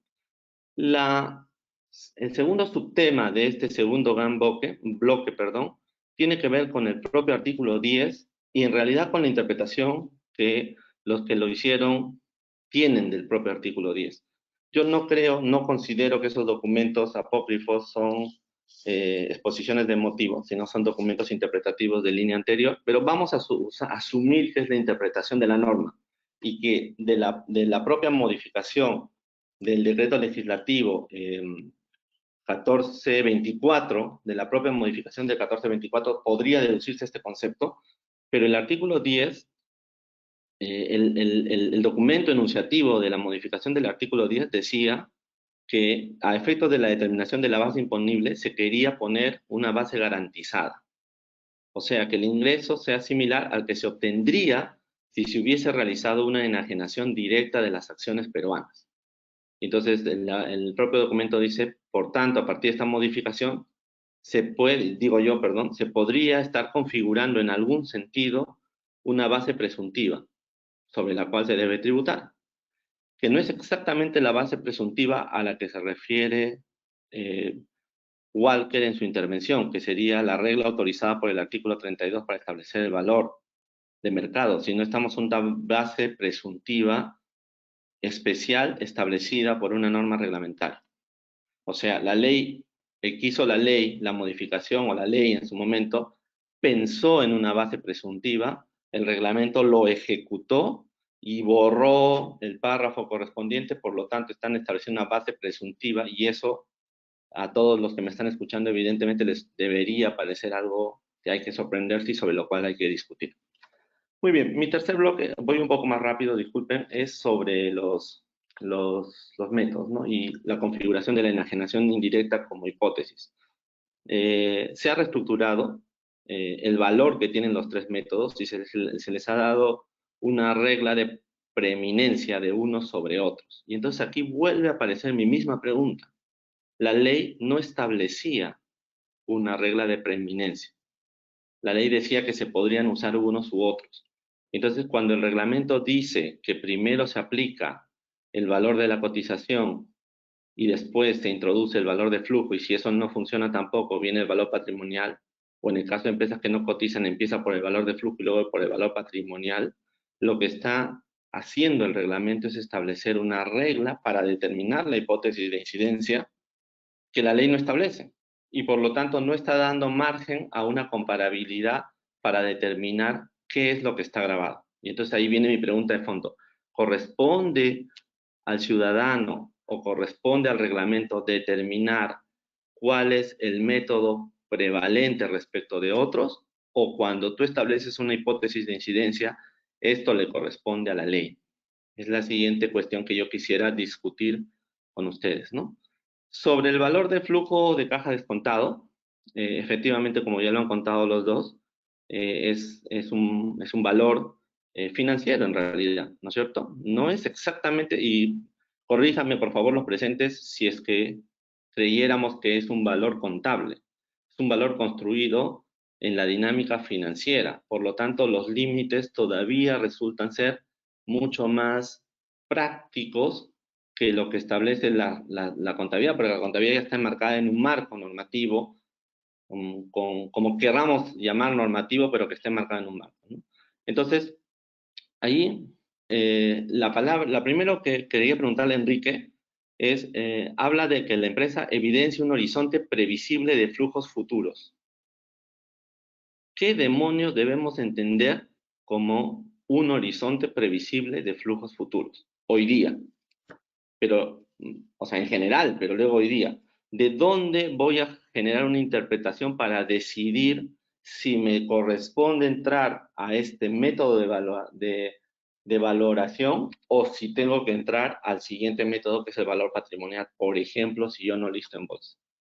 El otro método me resulta más razonable. Cuento con elementos como licencias, autorizaciones o intangibles que permitan prever la existencia de dichos flujos. ¿Cómo voy a evaluar el elemento intangible? La licencia y la autorización me queda muy claro, pero el intangible, ¿nos estamos refiriendo a intangibles legales, o sea, reconocidos por las leyes de los países correspondientes, o nos estamos refiriendo a intangibles que provienen de nuestra evaluación contable y más aún de nuestra evaluación financiera? Entonces, me parece que cuando la norma introduce, esa norma reglamentaria, además de los defectos que ya voy planteando, introduce esta idea, la hace más relativa y nos genera mucho más problemas. Otra vez, estoy hablando de la hipótesis de incidencia, nada menos, de una hipótesis de incidencia además forzada, con contenido claramente antielusivo. Y luego dice, y a eso se refería Enrique, ¿no? Si tuviera varias unidades de negocio, ese valor tomará en cuenta la proyección que se realiza por cada unidad de negocios que involucre un horizonte previsible de flujos futuros. Y si en la proyección de flujo de caja descontado no existiera una expectativa de deuda vinculada a la unidad de negocio, se aplicará la metodología de flujo de caja de la empresa. Entonces, en algún sentido, esto también supone una decisión. ¿Cómo voy a probar esos elementos, Enrique? Contigo conversamos al teléfono que había más parámetros, ¿no?, de los que antes teníamos para decidir el valor de estas operaciones, pero incluso estos parámetros que nos están poniendo son absolutamente subjetivos y nos van a provocar una serie de discusiones con la administración en torno a los alcances del mismo. Bueno, entonces en ese método hay una serie de cuestiones así. Yo también ya avanzo un poco más rápido, pero quisiera que creáramos el concepto de, uno, hay prelación, y en el método de este flujo hay una serie de elementos en blanco que hay que llenar a través de un método. La discreción no es conceptual aquí, la discreción puede ser incluso práctica, y según el alcance que le demos a cada cosa, podremos llegar a algunos resultados diferentes, ¿no? Entonces ahí hablamos del flujo de caja del accionista y el flujo de caja de la empresa. Enrique, mi siguiente pregunta, no sé si serán muy interesantes mis preguntas, pero me has pedido que haga eso. ¿Habría una posibilidad de estimar que una tendencia de que si voy por el flujo de caja de la empresa o flujo de caja del accionista podría llegar a alguna consecuencia distinta? En mi perspectiva, pareciera que como lo han organizado en el reglamento, hay una pequeña parte de adición, ¿no es cierto?, financiera o deducción que hay que verificar, pero no he llegado al detalle de ver si eso va a traer algún problema, ¿no? Em, ¿Qué más diría yo? El informe técnico sustentatorio, ¿no?, que el contribuyente debe acreditar para la determinación de ese flujo descontado.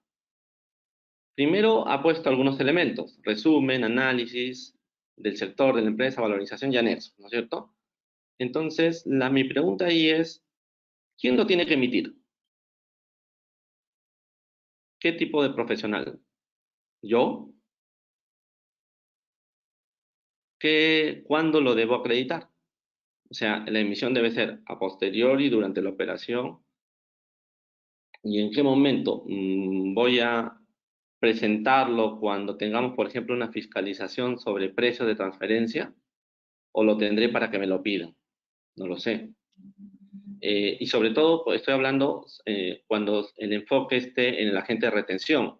Y ahí tenía una pregunta para Walker porque no le entendí bien. Tú decías, Walker, yo te he entendido mal de repente, tú decías que el establecimiento permanente no podría ser un agente de retención porque no es deudor. Si yo te he entendido, yo creo que te he entendido mal, pero el deudor tributario puede ser contribuyente o responsable. Y en este caso el agente de retención es, si no paga, un responsable solidario. Entonces, lo que creo que si te he captado, pero no he captado bien la idea, es que tú considerarías que el establecimiento permanente no puede ser un contribuyente, pero sí puede ser un deudor responsable, o tampoco puede ser un deudor. Es la partecita que no entendí. Entonces, No, me no, gustaría. Lucho, lo Bien. que yo intenté decir es que realmente no es un responsable, sino más bien es el propio contribuyente. Esa era un poco mi reflexión. El Sí. contribuyente, ya entendí, Sí. ahora sí.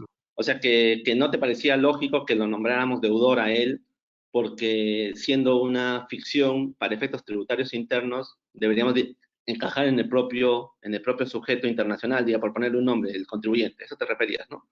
Sí, básicamente porque la ficción está para renta, no está digamos, para garantizar el pago de la deuda tributaria, ¿no? O sea, Ok, no creo que sea un responsable. ya te entendí. O sea, que no debería ser ya. Ok, y luego, ¿qué más sobre este punto? Así, solamente citarles el texto del comunicado de la SUNAT sobre este tema. Lo he traído textualmente para un poco adornar lo que les estoy diciendo, ¿no? Cito textualmente. Dice, la introducción de este método y de los requisitos del informe que debe sustentarlo perfecciona la regulación del impuesto a la renta para evitar las modalidades de elusión o evasión. O sea que por donde lo mires, en la intervención de la ministra o en la intervención de la SUNAT, han introducido este método pensando en el decreto legislativo y como métodos de lucha contra la elusión o evasión. Entonces ahí también me queda otra pregunta. ¿Esto importa mucho? ¿No importa mucho en este tiempo? ¿La van a considerar como un elemento fundamental interpretativo y van a entrar con la idea de que estamos aquí ante un elemento antielusivo que obliga a un tipo de interpretación determinada? No sé. Sobre el valor de participación patrimonial, bueno, otra vez hacen tres vías, ¿no es cierto? El de balances auditados, el de, como dice bien Walker, incrementado en la TAM y el base al valor de tasación, ¿no? Solamente quería hacer una alusión al balance auditado, ¿no? Dice, en el primer caso, dice, debe estar auditado por una sociedad de auditoría o entidad facultada a desempeñar tales funciones conforme a las disposiciones del país donde se encuentre establecido para la prestación de estos servicios. ¿Se entiende? O sea, tendríamos que ver yo me imagino simplemente que si no es una de las grandes empresas de auditoría me va a ser muy difícil esto, o pregunto a los demás, tendríamos que verificar el tipo de contabilidad que se lleva en ese país, no sé, pero sí me queda una cosa clara, como la armonización contable que tanto predicamos no es real, puede ser real en el macro y en el discurso, digamos, ideológico que tiene el IASB y los que le siguen, pero que en la práctica cada país lo está acomodando a su sentido. Entonces, esta regla de balance auditado o incluso del balance implementado va a tener muchas diferencias según de dónde venga. Y entonces ahí vamos a tener también un problema de igualdad en el tratamiento a qué está grabado, porque a algunos le vamos a grabar sobre un valor que está basado en un tipo de entendimiento de la contabilidad y a otros en un valor basado en otro entendimiento de la contabilidad. Y entonces ahí me parece que sí hay un problema de principio de igualdad en la creación de un tributo, ¿no? O por lo menos de un hecho.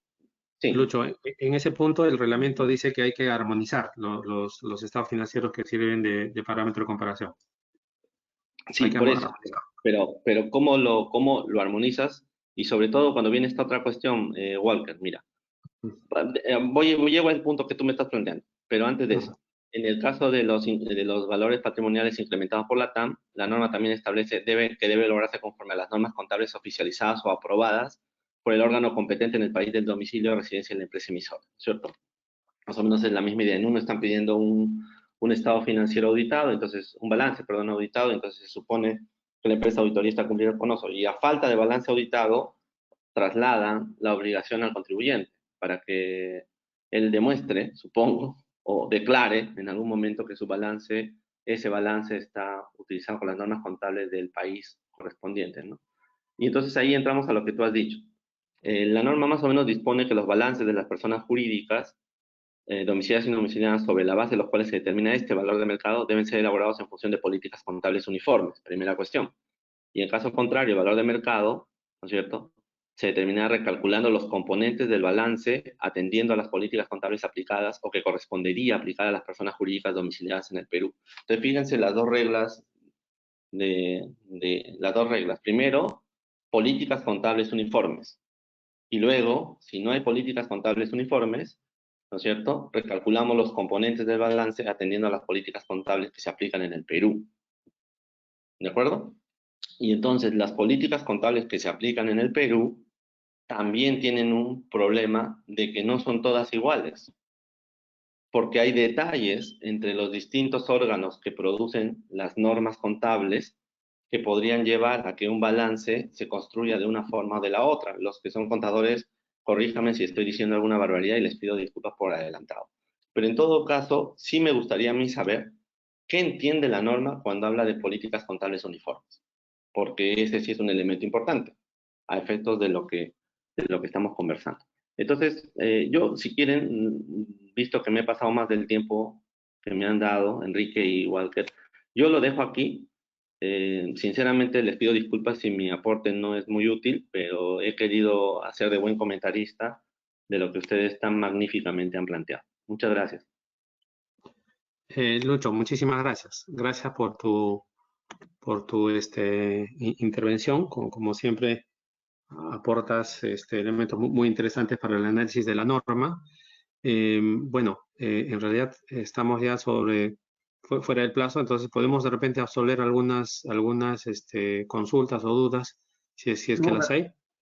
Sí, si me permite Adelante. solo un minuto, disculpe una vez porque me excedí en la primera parte, en función de lo que dijo Lucho, y también ha hecho una pregunta por el chat, 4 comentarios puntuales. A ver, el horizonte de flujo, en principio una empresa en marcha tiene posibilidad de generar flujos futuros. Ahora, la pregunta es cómo estimar los mismos, ¿no? Básicamente, en verdad, ayer, después de estar 20 años en esto y en este tipo de trabajos, lo que te puedo decir es que al final lo importante es el sustento, ¿no? Por eso lo que bien dijo Lucho sobre la norma es clara sobre lo que tiene que tener el documento a fin de acreditar. Y ahí hemos visto de todo. Hemos visto de que solo hay un PowerPoint.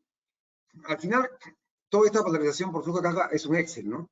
Pero lo que es importante es tener todo el sustento. Como ejemplo simple, cuando poníamos el tema de Amodara, igual es una página muy conocida y todo, ok, se puede capturar la pantalla para ver que los elementos que consideré fueron hoy día al 7 de mayo del 2020, ¿no? Con lo cual es un tema objetivo, porque obviamente de acá esto será fiscalizado por la Administración Tributaria de acá unos años y podrán decir, oye, pero ¿en base a qué estimaste? Bueno, ¿sabes qué? El 7 de mayo de 2020, teniendo todos los elementos y acá demostrando que hizo estas búsquedas, esto es lo que se podía estimar, ¿no? Sobre el tema de los que lo comentaba Lucho de los intangibles, sí, pues se entiende que justamente por eso en el flujo ponía, no estamos hablando solo de intangibles del Google, el Office, sino básicamente intangibles que te hagan generar flujos. Por eso, al final, eso tiene reflejo en los flujos de caja, ¿no?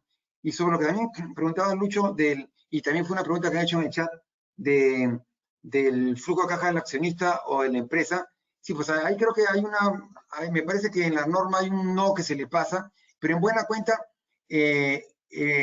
básicamente es decir, considerar el flujo de caja del accionista o de la empresa sí puede tener cambios sustanciales en el valor final. En el Power que puse, poníamos el KDE y el KE. KDE es la deuda, KE es el accionista. En principio, el accionista debería demandar una mayor rentabilidad, con lo cual, obviamente, si no considero deuda y solo accionista, obviamente voy a considerar una tasa de descuento mayor para traer los flujos futuros a valor presente. En el ejemplo que había puesto, no recuerdo, básicamente la proporción, solo para poner eso en términos simples, la proporción era 10.14 con el costo promedio ponderal de capital. Si usábamos solo el accionista, creo que era 11.5, algo así. Con lo cual, ahí hay un cambio sustantivo. A grosso modo, y una vez más, disculpen por el tiempo.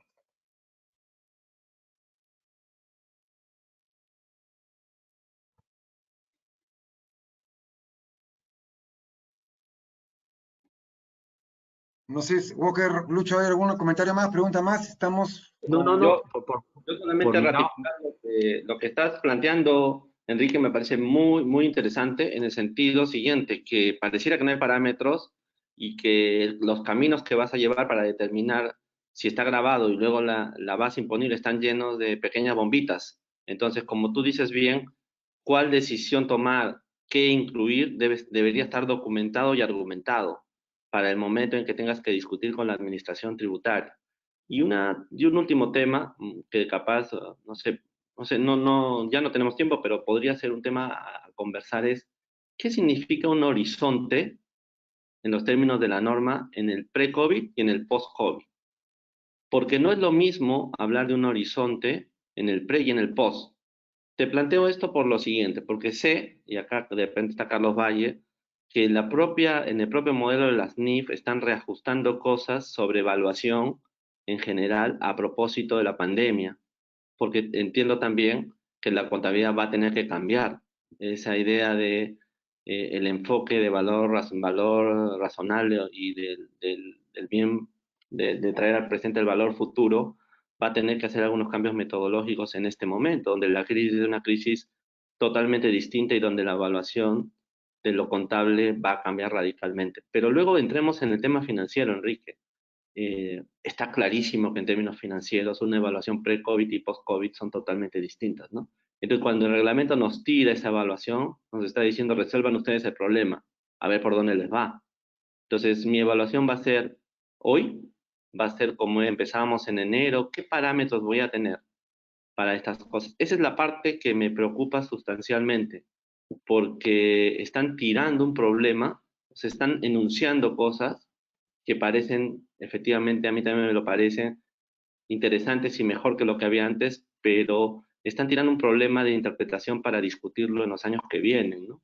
Y sobre todo, como decía bien Walker, cuando estamos hablando de capturar una renta, en este caso, que es especialmente una renta que se nos escapa, porque estamos hablando de una enajenación indirecta, ¿no? Él ha hecho ya el comentario sobre el tema de responsable solidario y todas estas cuestiones que a quién cogemos para capturar esa renta, ¿no? Ese era el comentario final que quería hacer simplemente.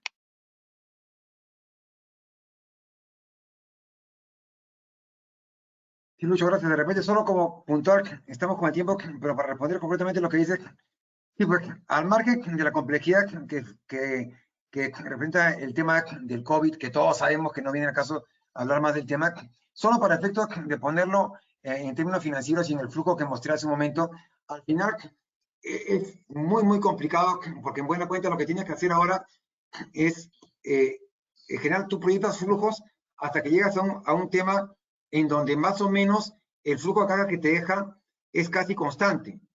¿Por qué? Porque no puedes tener un crecimiento permanente, porque probablemente ya deberías ampliar tu inversión de capital. En concreto, oye, ¿sabes qué? Con una fábrica determinada tú no vas a querer vender que sea siempre 5, 5, 5. Hay un momento en que ya la fábrica no da más. Ahora, claro, eso en un escenario COVID es realmente complicado. La principal recomendación sería, al final, ¿sabes qué? Va a ser bien discutible. Lo importante es que esté el sustento y que cada uno de los números o supuestos que se han considerado en el Excel, por eso dije el Excel aguanta todo, al final tenga una razonabilidad demostrable a la fecha que hace la valorización, ¿no? Solo eso. Gracias. Y yo, Walker, Bueno, si me permite un segundo, solamente para relativizar la relativización que ha hecho Enrique.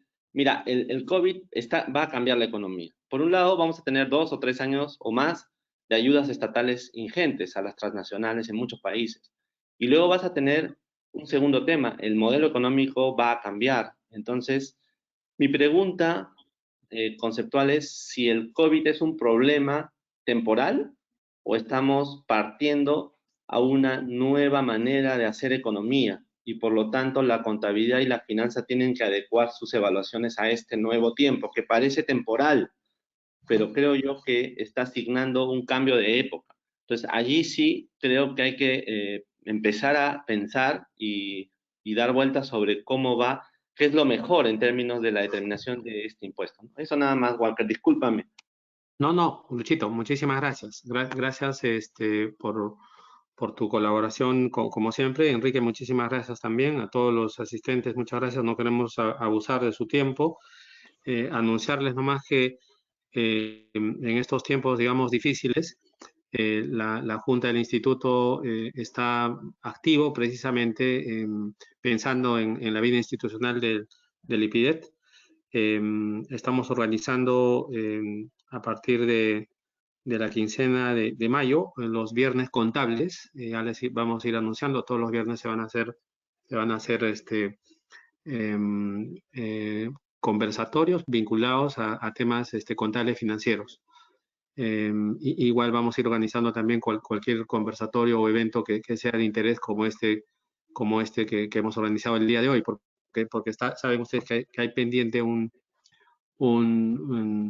paquete de decretos legislativos, un paquete tributario a raíz de la legislación delegada, ¿no? O sea, te digo solamente el decreto legislativo vinculado a los pagos a cuenta, ¿no? Faltan los decretos legislativos de depreciación acelerada, el de las donaciones, el de las pérdidas, el de la probable suspensión de la regla de deducción de intereses en función a 3 veces el patrimonio, o el del 30% sobre el EBITDA, que entraría en vigencia el próximo año. Es decir, falta una serie de reglas que seguramente vamos a ir comentando en los conversatorios siguientes. Lo que quería básicamente finalmente es agradecer a todos por su asistencia. Estamos bastante satisfechos con la asistencia a nuestros eventos y nada, les deseo un buen día y siempre con confianza y esperanza de que esta situación se supere pronto, ¿no? Que todos estén bien en sus familias. Muchísimas gracias, Lucho, y muchísimas gracias, Enrique, también a Elizabeth Maldonado y a Paola, por favor, por su apoyo. Gracias a todos. Buenos días. Hasta luego. Adiós.